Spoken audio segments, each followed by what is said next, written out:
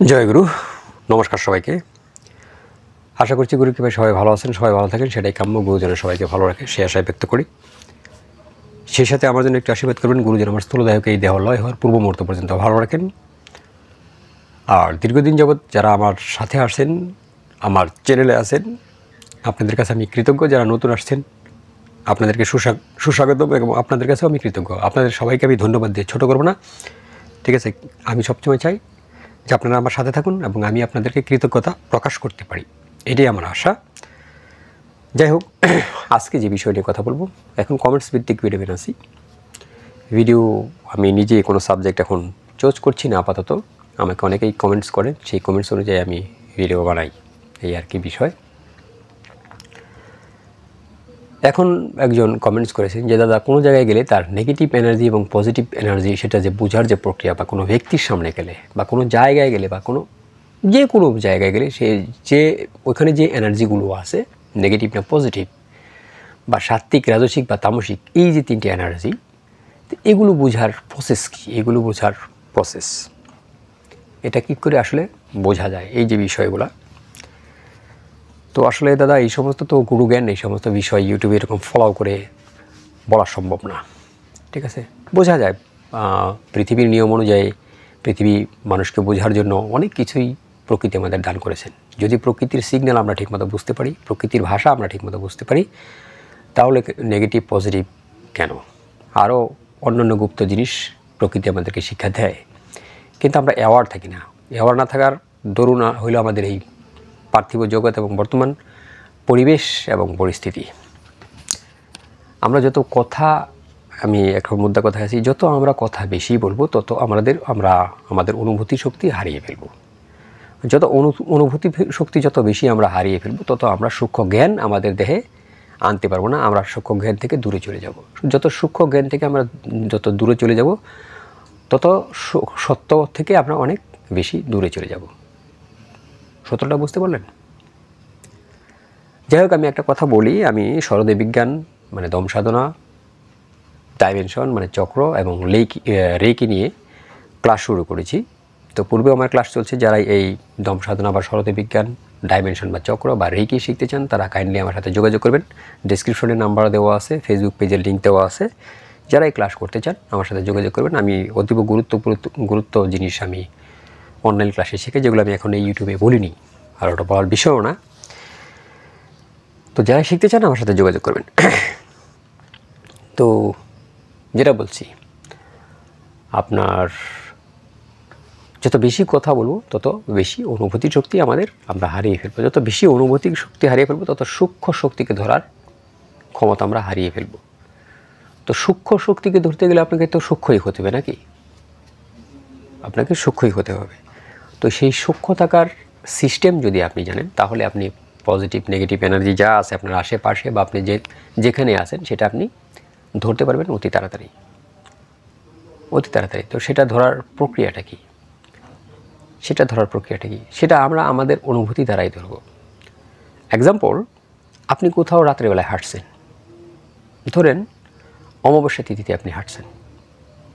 খেয়াল করবেন, কোথাও গেলে অনেক সময় শরীর আপনার ভারীপন হয়, মানে শরীর যা ওজন থাকে শরীরের, তার চেয়ে ওজন বৃদ্ধি হয়ে যায়। মনে হয় পা চলে না।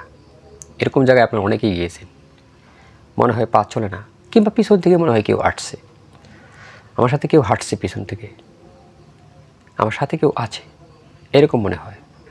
আবার লোমকূপ, মানে শরীরে যত পশম আছে, যত লোম আছে, সেগুলো দাঁড়িয়ে ওঠে। এটা আপনাকে কি বুঝলো, কি বুঝালো আপনাকে সেই বিষয়টা? এর মূল কাহিনী হলো যে আমরা চোখ দিয়ে দেখি না, যা অদৃশ্যমান, যা আমাদের চর্মচোখে যা আমাদের দেখা সম্ভব নয়, সেই জিনিসগুলা আমাদের অনুভূতি শক্তি বোঝেন। অনুভূতি শক্তি বোঝেন, এবং সেই অনুভূতি শক্তি আমাদের লোমকূপ হলো তার বহিঃপ্রকাশ। অনুভূতি শক্তির লোমকূপ হলো আমাদের বহিঃপ্রকাশ। লোমকূপ যখন দাঁড়িয়ে যায়, আমাদের শরীরের লোম যখন দাঁড়িয়ে যায়, সেখানে থাকতে পারে নেগেটিভ এনার্জি বা পজিটিভ এনার্জি, আমি দেখিনি, কিন্তু এনার্জি ওখানে আছে। সে শরীরের পশম আমাকে, শরীরের লোম আমাকে সেটা জানিয়ে দিয়েছে। এখন আমি বুঝতে পারিনি, সেটা আমার ব্যর্থতা। সিম্পল হয়ে একটা শক্তিকে বোঝার জন্য তো সবসময় তো এরকম ঘটে না। তাহলে কি করবেন যে আমি যে কোনো জায়গায় যাব তার এনার্জি বোঝার জন্য আমি চেষ্টা করব।